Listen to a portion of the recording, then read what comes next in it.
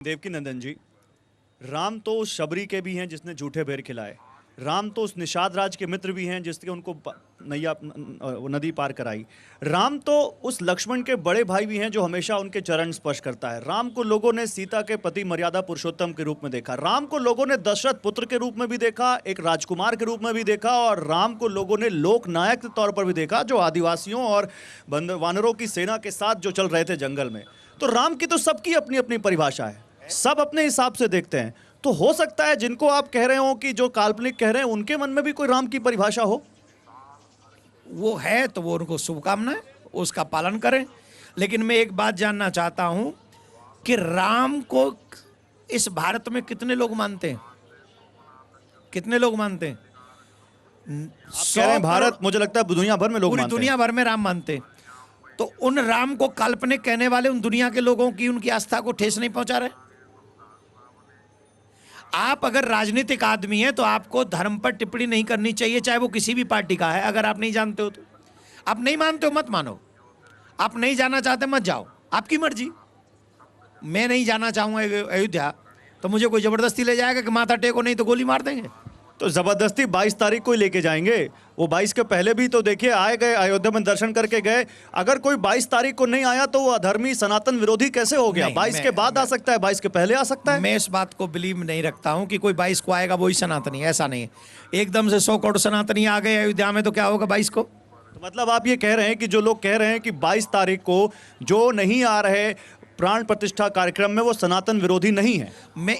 आप देखो मेरी बातों को गलत तरीके से कह रहे हो। अरे मैं तो आप मैं ये कह रहा हूं कि अगर आप सनातनी हो, जब समय मिले 22 तारीख के बाद आप आओ, राम को नमन करो।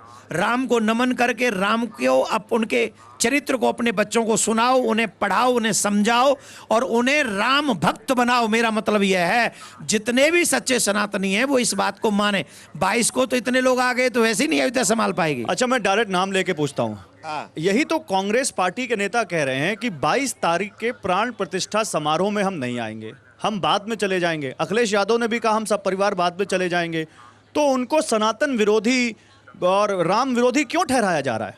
मैंने तो नहीं ठहराया। नहीं, मैं आपसे पूछ रहा हूं। नहीं, मैं तो नहीं ठहरा रहा। अगर वो कभी भी आ रहे हैं वो उनकी मर्जी, वो आए, राम को माने और उन लोगों को भी समझाएं जो कहते हैं रामायण को हम नहीं मानते, रामायण को जला देंगे, उन लोगों को भी समझाएं जो कहते हैं कि राम मांस आ रही हैं। नहीं तो क्या राम को मानने के लिए मंदिर आना जरूरी है?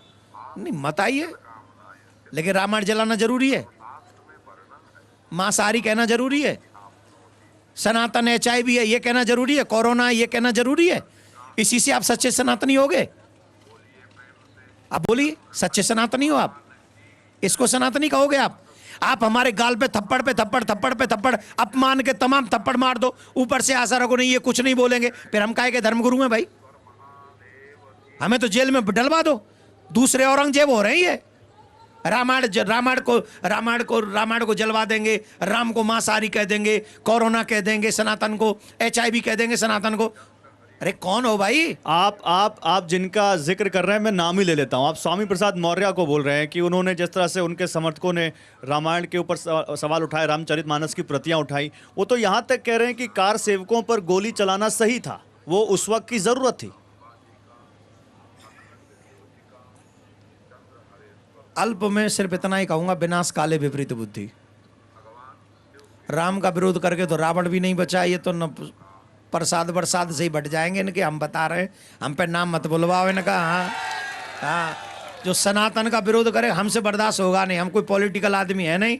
हमें सनातन की रिस्पेक्ट पहले चाहिए, राम की रिस्पेक्ट, सनातनियों की रिस्पेक्ट पहले चाहिए।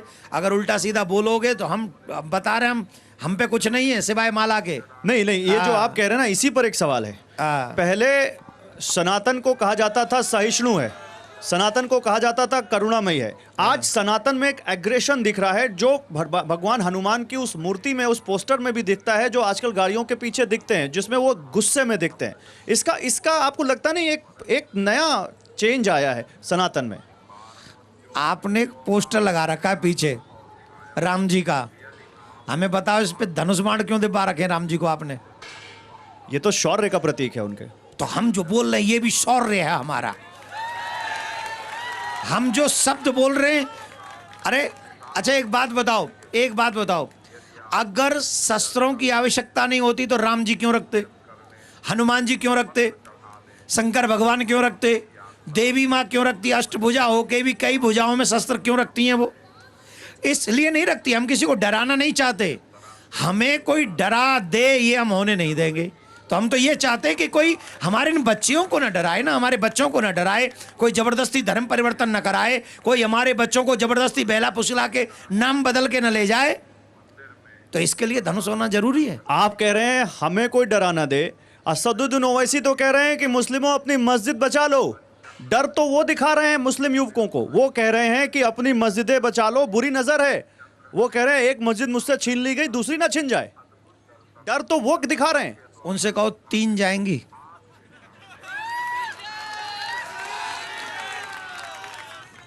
एक नहीं, 3 तो कंफर्म है।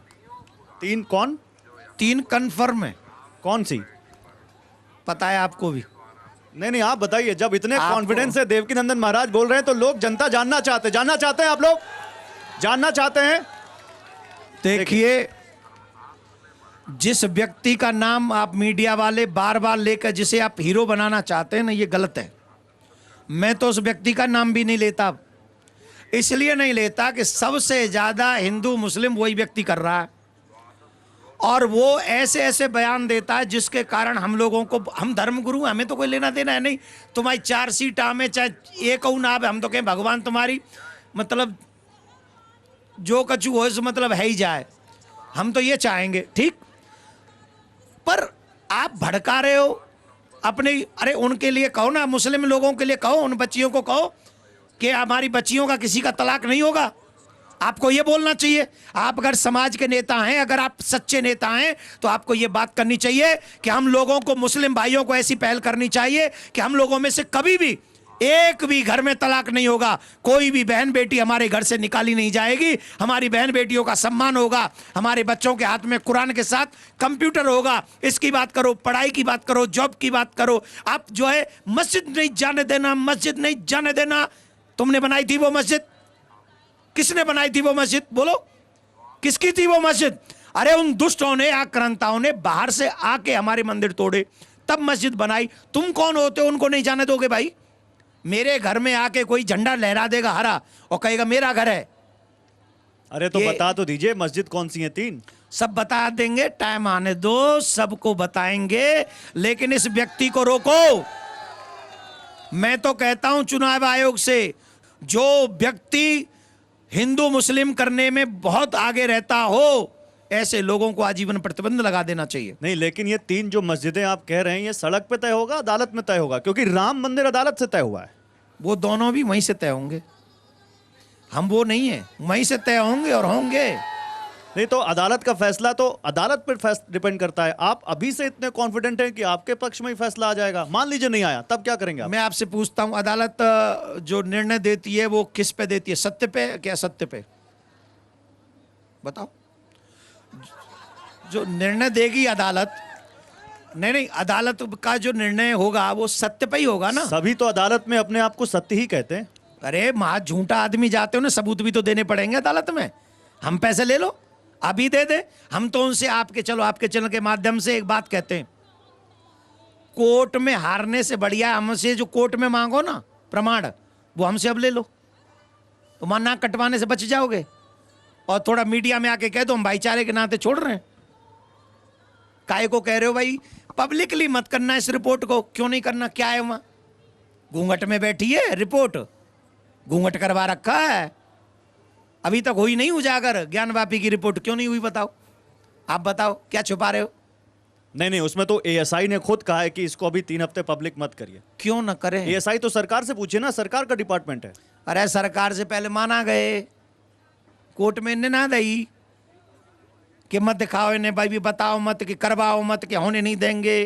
क्या है ये सब जो है, सब समझ रहे हैं। अंदर से उनको भी पता है क्या? कि हम लोग मठा को दूध कह रहे हैं। मठा जानते हो आप? मठा बहुत अच्छे से। पिया है? मठा मतलब छाछ। छाछ, जी, बहुत पिया है। पिया है ना। तो वो मठा को दूध कह रहे हैं। मालूम है कि मठा है, दूध नहीं है। अब उनको पोल खुलने का रंग तो एक ही है ना, बराबर का सा।